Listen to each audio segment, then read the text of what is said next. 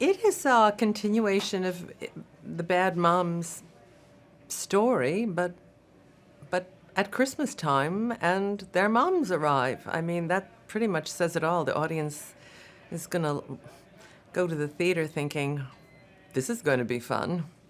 Well, the first movie was so much fun, and to see their mothers show up at Christmas time, everybody knows what that means when you say your mother's coming at Christmas and you haven't seen her in a while. Alarm bells go off, so it's kind of great comedic turf.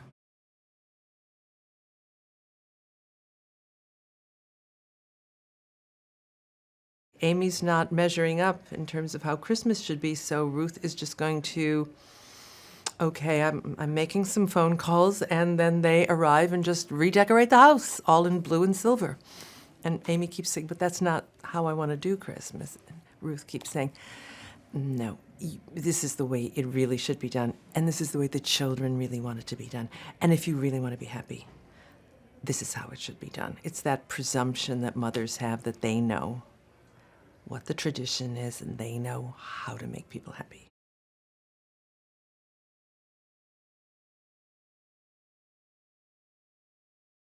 The three moms are so different, and then you see their moms, and their moms are so different, but all coming from a place of truth and need, and a backstory to the mother-daughter relationship. But I can't say I had a lot of trouble figuring Ruth out. I mean, she's certainly painted in some broad strokes, and the nature of the comedy is it is broad, it is kind of celebratory in the madness of Christmas, and that's great because Ruth, she's just decorating her lawn with these crazy, 12 days of Christmas, mechanical creatures, and the lights and everything is kind of, I said it's like on acid, it's Christmas on acid, for gosh sake, but it pushes it to an extreme.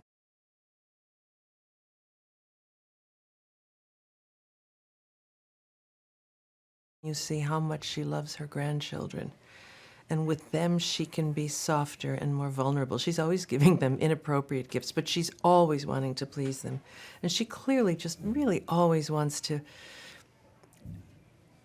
outdo everybody in terms of her curious generosity. It's like have an iPhone, have an Xbox, have, you know, and Amy's horrified, but to me it's like, well, they'll love that, they'll love it. So she really wants to. I don't think she's curiously, she's not a cold woman, certainly on the surface, but the desire to be accepted and to please is just so great.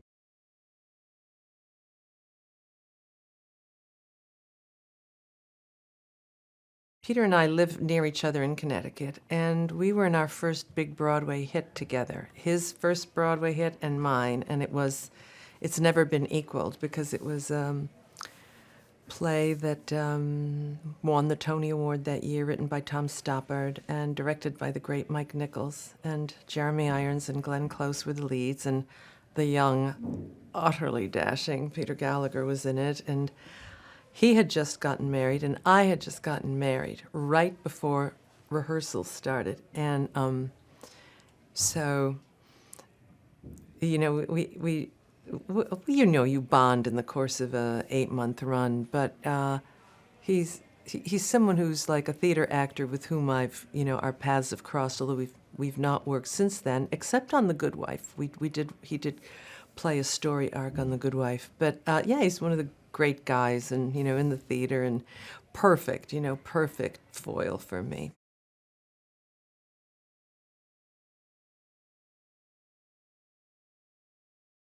It's a privilege to work with all these amazing women, I must say. I'm delighted to be with Susan and Cheryl, and Mila could not be just yummier. She's just the most easygoing young actress I've ever met. I mean, she's just unflappable. You push her in front of a camera and it's like, boom. She's just...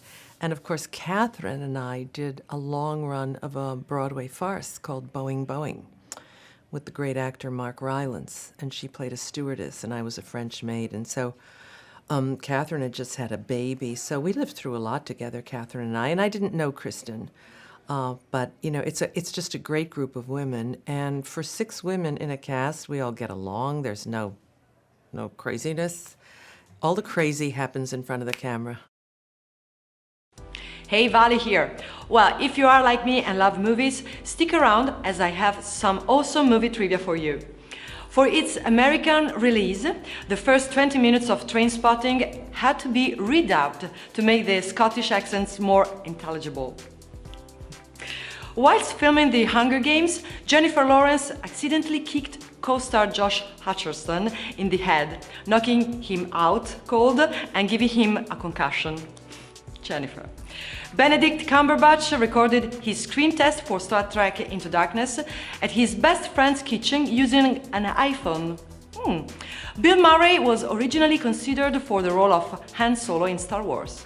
Independence Day was shot in just 72 days. The scene in the Breakfast Club, in which all the characters sit in a circle on the floor of the library and tell stories about why they were in detention, was not scripted. Director Hughes told them all to ad-lib. So, how many pieces of movie trivia did you know? Let me know in the comments below. Keep up to date with all the latest releases by subscribing to our channel and checking the notification bell. See you next time!